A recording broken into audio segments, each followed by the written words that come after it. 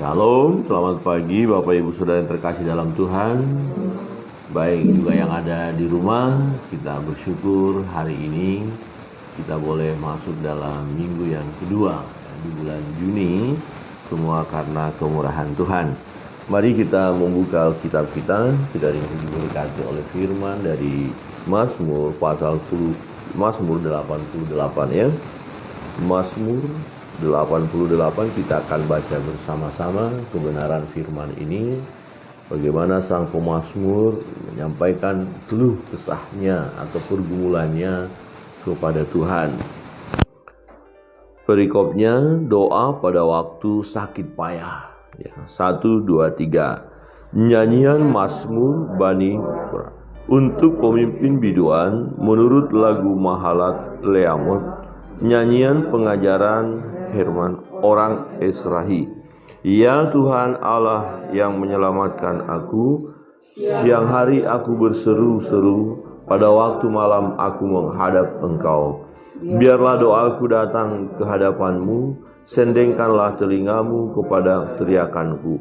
Sebab jiwaku kenyang dengan malapetaka, dan hidupku sudah dekat dunia orang mati. Aku telah dianggap termasuk orang-orang yang turun ke liang kubur. Aku seperti orang yang tidak berkekuatan.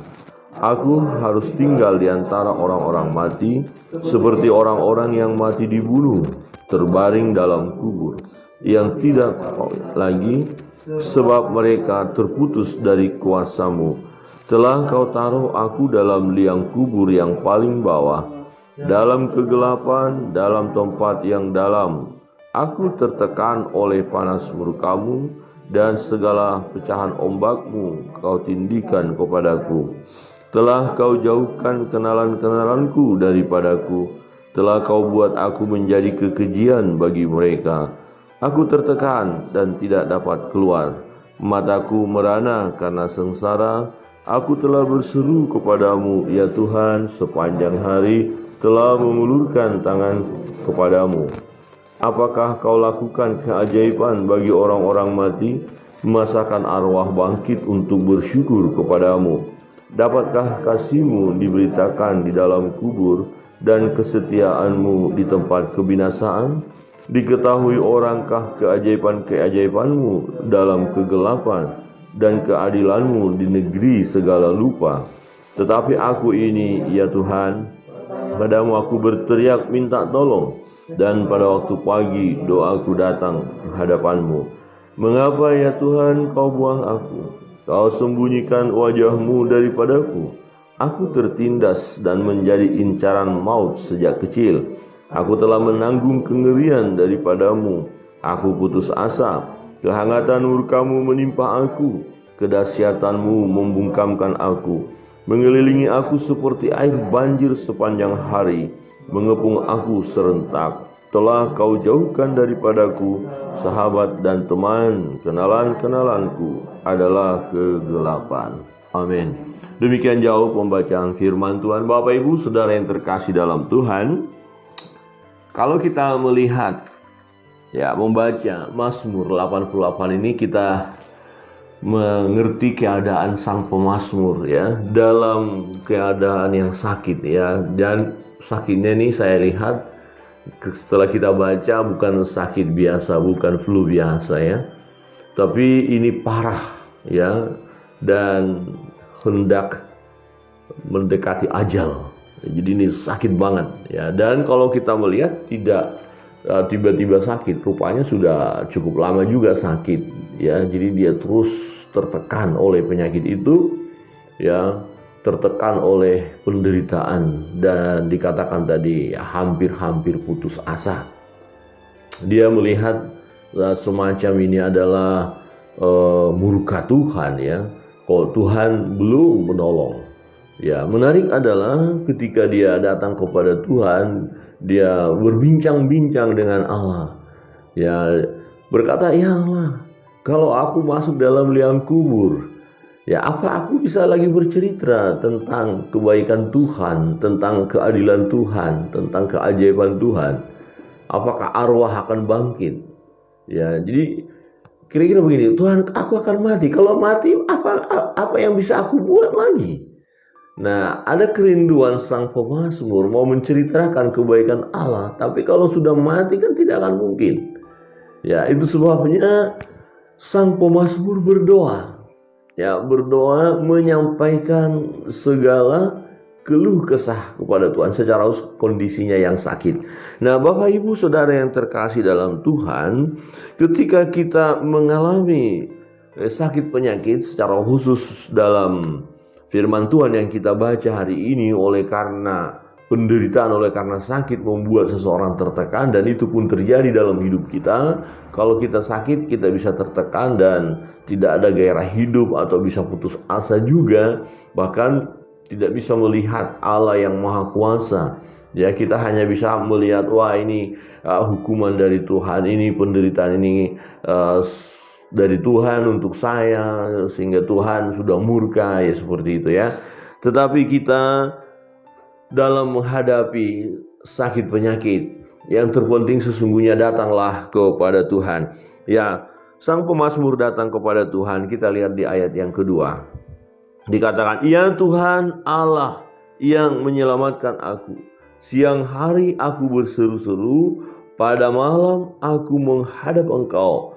Biarlah doaku datang kepadamu, sendengkanlah telingamu kepada teriakanku, sebab jiwaku kenyang dengan malapetaka dan hidupku sudah dekat dunia orang mati." Jadi di dalam persoalan, dalam pergumulan yang berat, dalam tantangan yang berat, bahkan mendekati ajal, dikatakan, ya, sang pemazmur berdoa, berseru-seru kepada Tuhan. Dan di ayat 14 juga berkata, ya demikian, ayat 14, "Tetapi aku ini ya Tuhan, kepadamu aku berteriak minta tolong. Pada waktu pagi doaku datang ke hadapanmu." Ya, jadi yang harus kita lakukan dalam perjalanan hidup kita secara khusus ketika menghadapi sakit penyakit, jangan jenuh-jenuh ya untuk berdoa. Jangan putus asa, jangan sampai berhenti untuk menyampaikan permohonan kita kepada Tuhan. Itu yang harus kita lakukan. Sang pemazmur berdoa, ya, siang hari berdoa, malam hari berdoa, berbincang-bincang kepada Allah, menyampaikan keluh kesahnya. Dan pada pagi hari, ya dikatakan, pada pagi hari, ya, dia berteriak minta tolong. Pada waktu pagi doaku datang kepadamu. Ya, terus menerus berdoa. Nah, rupanya Bapak Ibu, ketika kita berdoa, itu kita akan mengalami kekuatan baru untuk menghadapi sakit penyakit itu. Kita akan mengalami semangat baru. Ya, ketika kita mengalami penderitaan sakit penyakit. Nah, kalau kita berhenti berdoa pada saat kita sakit, maka kita akan semakin lemah, semakin tidak ada kekuatan, karena tidak ada pengharapan lagi. Nah, ini yang terjadi ketika manusia sakit, menderita, dan berdoa belum dijawab oleh Tuhan doanya. Waspada, di sini letaknya. Kita bisa kecewa kepada Tuhan dan kemudian berhenti berdoa. Nah, apa yang terjadi kalau kita berhenti berdoa? Berarti kita sudah kehilangan pengharapan. Ya, kita kehilangan pengharapan. Nah, kalau kita kehilangan pengharapan, lemahlah tubuh kita, menurun imun kita, lemahlah ya kekuatan kita untuk menghadapi sakit penyakit itu. Bahkan kita akan berkata, ya udahlah, ya mati-mati sudah, ya selesai sudah. Nah, maka semakin tak berdaya. Bapak Ibu pernah mengalami hal seperti itu? Ya, ketika sakit, aduh, Bapak Ibu enggak di rumah. Bapak Ibu yang di rumah pernah mengalami seperti itu? Yang calon bapak, ya, aduh, sakit. Ada orang yang sakit, ya, bukan hanya ada, tapi banyak orang yang sakit.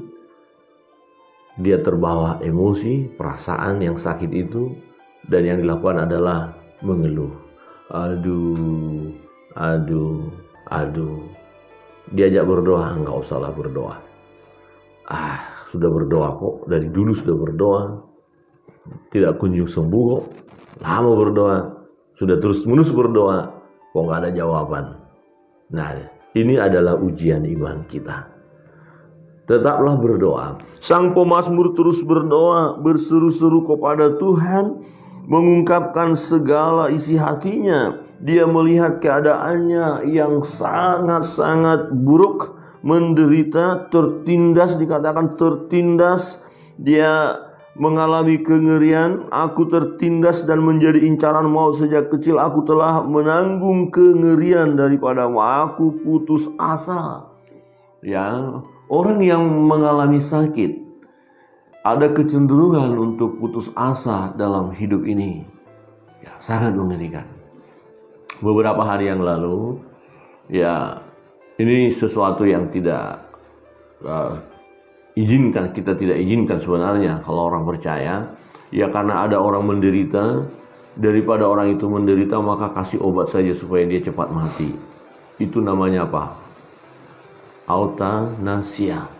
Ya, jadi kemarin di Selandia Baru, ya, negara yang ketujuh ya mengizinkan hal itu. Daripada sakit terus menderita, dia udah bunuh aja. Dan itu sudah dihalalkan. Wah, ngeri ya. Jadi orang yang sudah sakit nggak sembuh-sembuh juga nggak mati-mati. Wih, ngeri sekali. Ya, maka kasih obat saja. Bukan untuk sembuh, untuk mati. Ini namanya pembunuhan. Tidak boleh. Ya, ada orang yang sudah tua. Yang sudah tua malah senang sekali waktu diumumkan, diizinkan bahwa boleh makan obat untuk mati. Ya, orang-orang tua yang nenek-nenek, kakek-kakek itu tertawa, mereka senang disambut. Wah, rupanya sudah bosan hidup. Ya, tidak boleh. Walaupun ya sudah diusahakan untuk sembuh tapi tidak sembuh, tidak boleh manusia mengambil keputusan untuk menyelesaikan hidup seseorang. Itu adalah urusan Tuhan. Saudara, ini artinya apa Bapak Ibu? Kalau mengalami sakit ini tidak mudah. Nah, ketika tergoncang iman kita, ya kita maunya mati saja. Ya, oke, kalau udah waktunya Tuhan sih ya oke, siap. Tapi jangan karena kita sudah putus asa. Ya, jangan sampai kita ngambek hidup ini. Jangan sampai kita frustrasi. Ya, tetaplah berdoa. Tetaplah berdoa. Sang pemazmur berdoa. Dia berseru kepada Tuhan. Dan dia punya pengharapan bahwa dia masih ada waktu untuk bersyukur. Jadi jangan sampai saya mati. Kalau saya mati bagaimana saya bisa bersyukur? Jadi dia mau supaya dia sembuh. Dan kalau dia sembuh dia mau bersyukur kepada Tuhan. Sebab arwah tidak akan mungkin lagi bersyukur. Ya, arwah tidak akan mungkin menceritakan perbuatan-perbuatan Tuhan yang ajaib.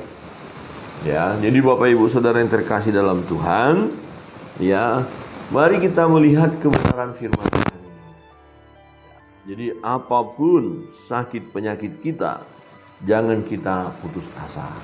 Ya, jangan kita putus asa. Amin. Coba katakan kiri kanan, jangan putus asa. Jangan putus asa.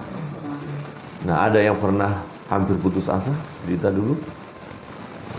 Karena sakitnya yang luar biasa. Amel pernah sakit? Dulu. Sempat putus asa? Mau bunuh diri? Oh, mau mati aja. Terus? Belum mati ya? Jadi Amel pernah sakit, jadi sudah putus asa, mau mati saja. Tapi puji Tuhan, Tuhan masih kasih kesempatan hidup ya. Ya, itu fakta ya, mati saja. Ada yang pernah pengen mati dalam hidup ini karena sakit? Ina pernah sakit? Sakit hati. Ya. Bu Pendeta pernah sakit? Sering. Oh, berdoa. Kenal, Bung Erwin? sakit apa? Hati, gigi? Ya, sakit kaki ya, luka ya. Asal jangan hatimu yang terluka ya, kaki nggak apa-apa sembuh. Kalau hati yang luka ini agak susah disembuhkan ya. Gedalia? Pernah ya? Ya, coba ceritakan rasanya gimana? Oh, putus asa juga ya?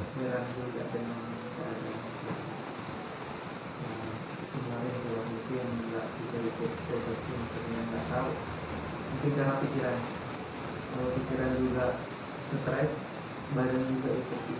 Oh, betul ya. Jadi stres, semakin terpuruk jadinya. Jadi badan juga ikut respon juga macam-macam. Jadi terus berdoa tidak sama Tuhan?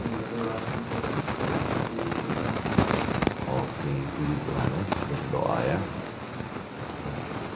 Bahkan sampai sekarang juga kadang-kadang sakit juga ya, ada kelemahan dalam tubuh ya, asma ya. Aduh, asma ini bikin apa ini? Tapi nikmati dengan bersyukur pada Tuhan. Karena pernah sakit, pernah putus asa, pernah stres, yang jujur lah. Pernah sakit hati? Oke deh, jangan dipaksa lah. Bang Hildo, pernah sakit? Tapi nggak sampai putus asa ya. Oh, sakit apa dulu ya? Sakit apa? Kaki, tangan, pikiran? Nggak mikir ya, emang gua pikirin itu ya. Ya puji Tuhan ya. Jadi kita semua pernah sakit pastilah ya. Dan aduh, nggak enak banget. Apalagi kalau sakit gigi, kita sakit gigi, yang lain ketawa ke TV, ya, nyanyi, kita nggak bisa nyanyi, kita bisa marah. Ya, baik. Nah, Bapak Ibu di rumah pernah sakit? Tentu ya. Nah, kadang-kadang kalau sudah sakit di sinilah, ini sangat berbahaya kalau kita tidak mempersiapkan diri kita dengan cara yang benar menghadapi sakit penyakit. Ya, ada banyak orang yang akhirnya ya mengakhiri hidupnya dengan cara yang tidak benar karena penyakit itu menekan, ya, putus asa. Ya. Tetapi kita sebagai anak-anak Tuhan, percayalah Tuhan akan menolong tepat pada waktunya. Kalaupun Tuhan panggil kita ya setelah melalui sakit, itu yang terbaik. Jadi kalau ada orang akhirnya meninggal, seringkali kita lihat itu yang terbaik. Selalu dikatakan karena sakitmu telah diangkat oleh Tuhan, ya, dan itu benar. Nah, jadi menghadapi maut pun jangan lupa kita harus berserah kepada Tuhan. Bukan karena Tuhan tidak mampu menyembuhkan, bukan. Tuhan sanggup menyembuhkan. Tetapi yang terjadi adalah waktunya Tuhan bagi kita sudah selesai. Memang harus melalui penyakit itulah akhirnya kita dipanggil Tuhan, itu bisa. Ya, tetapi percayalah, waktu kita sakit pun karena kita tidak tahu hari depan kita ya kapan dipanggil Tuhan, dan tetap memiliki pengharapan. Ya, artinya begini, jangan kita langsung lemah. Ketika kita tahu kita sakit, langsung lemah, drop, ya. Kemudian tidak ada lagi kekuatan dalam tubuh. Nah, ini salah satu pemicu terjadinya orang meninggal karena serangan COVID itu. Baru tahu dia kena COVID positif, dia langsung mikir, dan ini tidak akan sembuh. Aduh, gimana nih, gelisah, ketakutan luar biasa. Imun tubuh menurun langsung. Ya, dan tidak ada kekuatan. Padahal kalau menurut keterangan ahli kesehatan, dokter ya, kalau imun kita kuat, kita lewati kok. Itu seperti flu biasa akhirnya. Jadi penting sekali kekuatan kita. Nah, kekuatan kita bersumber dari mana? Dari Tuhan. Jadi berdoalah, Tuhan, aku percaya aku padamu ya. Hati yang gembira adalah obat yang manjur. Dalam keadaan susah, dalam keadaan sakit parah pun, ya, naikkanlah syukur kepada Tuhan. Ya, pagi-pagi berdoa. Sang pemazmur pagi-pagi berdoa. Ya, misalnya Gedalia ada penyakit asma, percayalah, minta mujizat Tuhan. Pagi-pagi berdoa. Aku percaya aku akan sembuh. Asma ini tidak boleh menghalangi aku untuk melayani Tuhan. Jangan karena dingin kemudian saya katakan, Tuhan dingin, aku kan asma, jadi nggak usah doa ya, nggak usah melayani. Makin parah, justru dingin, terobos. Maka kemarin kan aman ke Bedugul ya, itu daerah dingin tapi aman, tidak ada masalah. Bukan karena asik main kartu, bukan, karena melayani Tuhan ya. Bapak Ibu yang di rumah, mari kebenaran firman Tuhan menguatkan kita secara sebagai saudara-saudari kita. Mungkin ada sahabat kita yang sakit hari ini.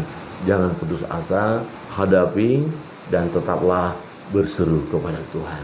Tetaplah berdoa. Kita akan masuk dalam doa-doa kita secara khusus pagi hari ini. Kita mau berdoa untuk daerah India ya. Kita berdoa untuk gereja-gereja di sana. Saya mendapatkan berita bagus sekali bahwa gereja bergerak membantu mereka yang terpapar COVID. Bahkan ada gereja yang sangat diberkati Tuhan, mereka memberikan ya, mensuplai oksigen gratis ya, tidak menjualnya tetapi memberikan, membantu ya, dan mereka bergerak. Nah, kita dukung dalam doa gerakan-gerakan kemanusiaan ini supaya terus dilakukan anak-anak Tuhan ya. Kita berdoa untuk India secara khusus. Dan juga Bapak Ibu Saudara yang ada di rumah, jika hari ini mengalami sakit ya, tubuh lemah, jangan berputus asa, jangan sedih, tetaplah berdoa, berserah kepada Tuhan, percaya mujizat itu masih ada ya. Pertolongan Tuhan tepat pada waktunya. Oleh darah Yesus kita disembuhkan.